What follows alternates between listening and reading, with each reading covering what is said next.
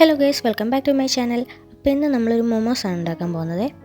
അതിനായിട്ട് നമ്മൾ ഒരു കപ്പ് മൈദയിൽ ആവശ്യത്തിന് ഉപ്പും ചേർത്ത് കുഴച്ച് വെക്കണം.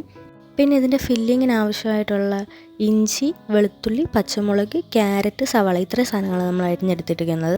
ഇനി നമുക്ക് ആവശ്യത്തിന് എണ്ണ ഒഴിച്ച്, വെളിച്ചെണ്ണയാണ് ഞാൻ എടുക്കുന്നത്.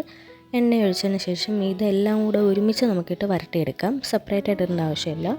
പിന്നെ ഞാനിവിടെ ചിക്കൻ മൊമോസ ഉണ്ടാക്കുന്നത്. അപ്പോൾ ചിക്കൻ നേരത്തെ തന്നെ ഞാൻ വെള്ളത്തിൽ ഇട്ട് വെച്ചിട്ടുണ്ടായിരുന്നു. അപ്പോൾ അതെടുത്ത് നമ്മൾ കുക്കറിലിട്ട് വേവിക്കണം. മഞ്ഞളും ഉപ്പും ഇട്ട് വേവിക്കാം. എന്നിട്ട് നമ്മുടെ ചിക്കൻ ഒന്ന് ഗ്രൈൻഡ് ചെയ്തെടുക്കണം കേട്ടോ, ചെറുതായിട്ട്.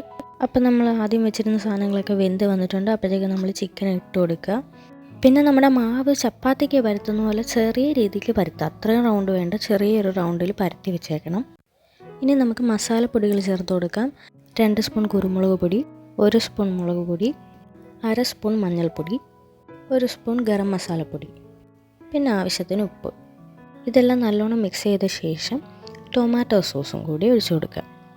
അപ്പോൾ നമ്മുടെ മിക്സ് റെഡി ആയിട്ടുണ്ട്. ഇനി നമ്മൾ പരത്തി വെച്ച മാവിലോട്ട് കുറച്ചായിട്ട് എടുത്തിട്ട് കൊടുക്കുക. നിങ്ങൾക്ക് ഇഷ്ടമുള്ള ഏത് ഷേപ്പിൽ വേണമെങ്കിലും അത് ഉണ്ടാക്കിയെടുക്കാവുന്നതാണ്. ഇനി നമുക്ക് വേണ്ടത് ഇത് ആവിയിൽ വേവിച്ചെടുക്കണം. അതിനായിട്ട് നമ്മൾ അടുപ്പത്ത് വെള്ളം വെച്ചു.